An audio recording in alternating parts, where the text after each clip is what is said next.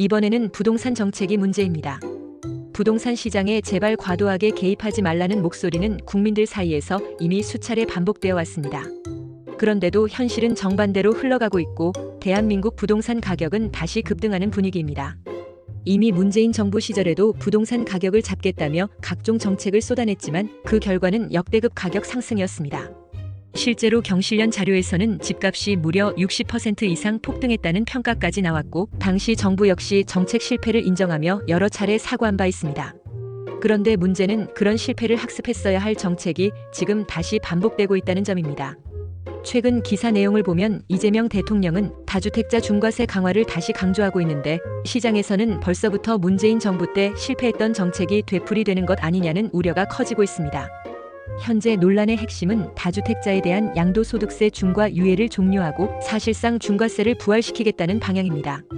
조정 대상 지역에서 주택을 팔 경우 2주택자는 기본 세율의 20%포인트, 3주택 이상은 30%포인트가 추가되는 구조인데 이 역시 과거에 이미 익숙하게 봤던 정책입니다. 정부는 집값을 잡기 위해 다주택자들이 매물을 내놓을 것이라 기대할 수 있지만 시장은 오히려 반대로 움직일 가능성이 높습니다. 다주택자들이 지금 팔면 손해라고 판단하면 매물을 내놓지 않고 버티거나 증여로 돌리게 되고 그렇게 되면 시장에서 공급이 줄어들면서 가격은 오히려 더 강해질 수 있습니다. 결국 매물은 잠기고 매수자는 관망하며 똘똘한 한 채의 수요가 몰리면서 강남과 핵심지 가격만 더 올라가는 양극화가 심화되는 흐름으로 이어질 수 있습니다. 실제로 최근 서울 아파트 가격이 다시 급등하고 전국적으로 양극화가 심해지고 있다는 보도가 등장하고 있습니다.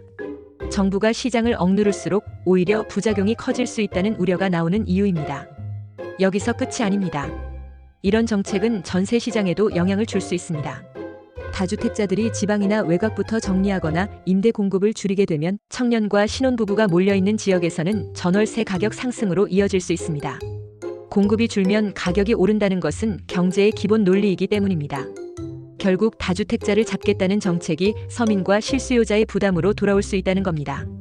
부동산 가격은 단순히 다주택자만으로 설명되지 않습니다. 공급 부족, 인구 집중, 학군, 교통, 일자리, 금리와 유동성 등 복합적인 요인들이 함께 작동합니다.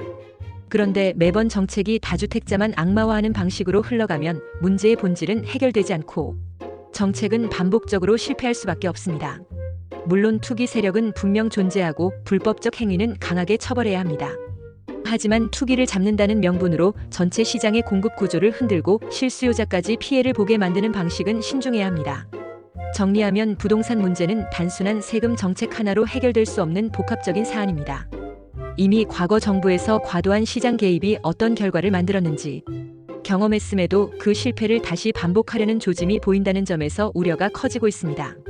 결국 필요한 것은 무리한 충격 요법이 아니라 공급 확대와 투명성 강화, 실수요자 보호 같은 현실적인 접근일 것입니다.